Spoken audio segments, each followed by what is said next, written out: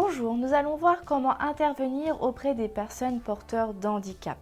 De manière générale, le terme handicap désigne l'incapacité d'une personne à vivre et à agir dans son environnement en raison de déficiences physiques, mentales ou sensorielles. Il se traduit par la plupart du temps par des difficultés de déplacement, d'expression ou de compréhension chez la personne atteinte. Dans votre parcours socio-professionnel, vous allez rencontrer différents types d'handicap. Chacun possède des spécificités et des besoins qui vont vous permettre de définir au mieux les soins possibles. En 1, l'handicap mental. L'Organisation mondiale de la santé définit l'handicap mental ou déficience intellectuelle comme un arrêt du développement mental ou un développement mental incomplet, caractérisé par une insuffisance des facultés et du niveau global d'intelligence, notamment au niveau des fonctions cognitives, du langage, de la motricité et des performances sociales. De par la vidéo sur le rôle de la socio-esthéticienne en psychiatrie, vous retrouvez l'ensemble de mes conseils qui s'appliquent sur cette thématique. 2. L'handicap psychique. La notion d'handicap psychique a été retenue dans la loi du 11 février 2005, dite loi sur l'handicap. Il se distingue du handicap mental de la façon suivante. L'handicap psychique secondaire à la maladie psychique reste de cause inconnue à ce jour, alors que l'handicap mental a des causes identifiables.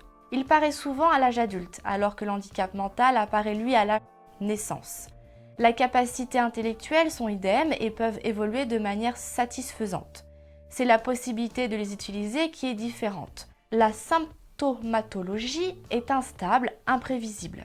La prise de médicaments est souvent indispensable, associée à des techniques de soins visant à pallier, voire à réadapter les capacités à penser et à décider. L'handicap psychique est la conséquence de diverses maladies, les psychoses et en particulier la schizophrénie, désorganisation ou dissociation, perte de l'unité psychique, délire paranoïde, perception erronée de la réalité. Symptômes déficitaires ou négatifs avec une diminution des réactions émotionnelles et apparition des troubles cognitifs. Le trouble bipolaire, trouble maniaco-dépressif, les troubles graves de la personnalité borderline par exemple, certains troubles névrotiques grasses comme les TOC, troubles obsessionnels compulsifs. Voici quelques conseils.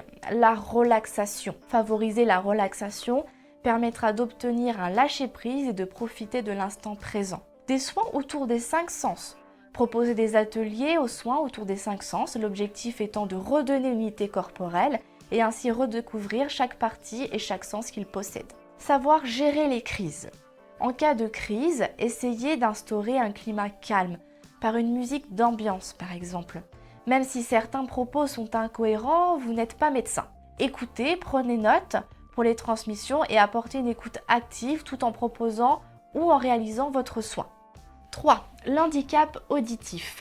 L'handicap auditif atteint des personnes atteintes de surdité, qui est un état pathologique caractérisé par une perte partielle ou totale du sens de l'ouïe.